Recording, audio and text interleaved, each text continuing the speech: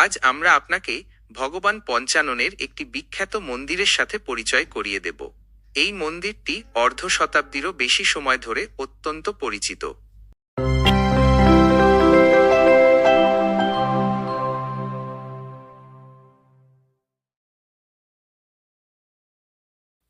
শিয়ালদহ ক্যানিং শাখার একটি জনপ্রিয় রেল স্টেশন হল চম্পাহাটি।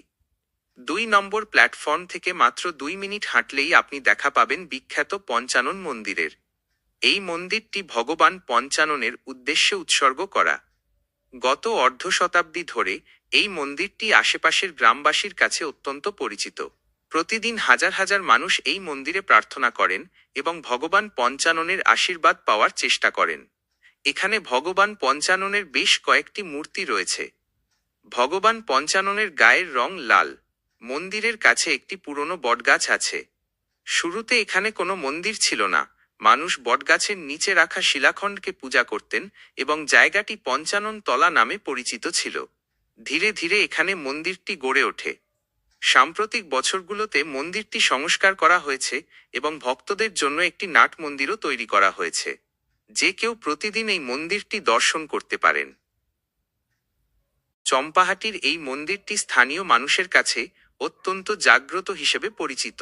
মানত ও রোগমুক্তি। ভক্তরা বিশ্বাস করেন বাবা পঞ্চাননের কাছে নিষ্ঠাভরে মানত করলে দুরারোগ্য ব্যাধি থেকেও মুক্তি পাওয়া যায়। বিশেষ করে শিশুদের চর্মরোগ বা অন্যান্য শারীরিক সমস্যা হলে মায়েরা এখানে এসে ডাব, বাতাসা ও সিন্দুর দিয়ে পূজা দেন। পঞ্চাননতলার মাহাত্ম্য।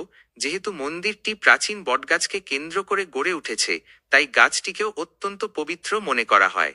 কথিত আছে বহু বছর আগে এখানে শিলাখণ্ডটি আপনা আপনি আবির্ভূত হয়েছিল, যা পরে পূজিত হতে শুরু করে।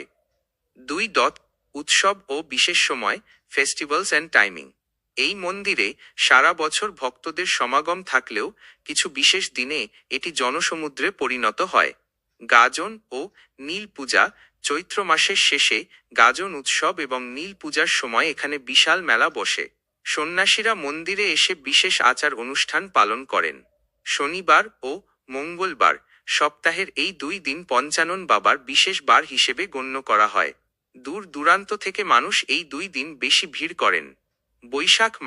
বৈশাখ মাসের প্রতি শনি ও মঙ্গলবার মন্দিরে বিশেষ পূজা এবং ভোগ নিবেদনের আয়োজন করা হয়। বর্তমানে এখানে একটি বড় নাট মন্দির রয়েছে, যেখানে বসে ভক্তরা নাম সংকীর্তন শোনেন বা বিশ্রাম নেন।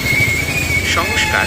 সম্প্রতি মন্দিরের চূড়া এবং গর্ভগৃহ নতুন করে সাজানো হয়েছে, যা মন্দিরটিকে আরও আকর্ষণীয় করে তুলেছে। ভ্রমণ টিপস। আপনি যদি শিয়ালদহ থেকে যেতে চান, তবে শিয়ালদহ ক্যানিং লোকাল ধরে চম্পাহাটি স্টেশনে নামতে হবে। ২ নম্বর প্ল্যাটফর্ম দিয়ে বেরিয়ে বাজারের রাস্তা ধরে মাত্র ২ মিনিট হাঁটলেই মন্দিরের দেখা পাবেন। প্রতিদিন সকালেই মন্দির খোলা থাকে, তবে দুপুরের পর আরতি শেষে কিছুক্ষণ বন্ধ থেকে আবার বিকেলে খোলে।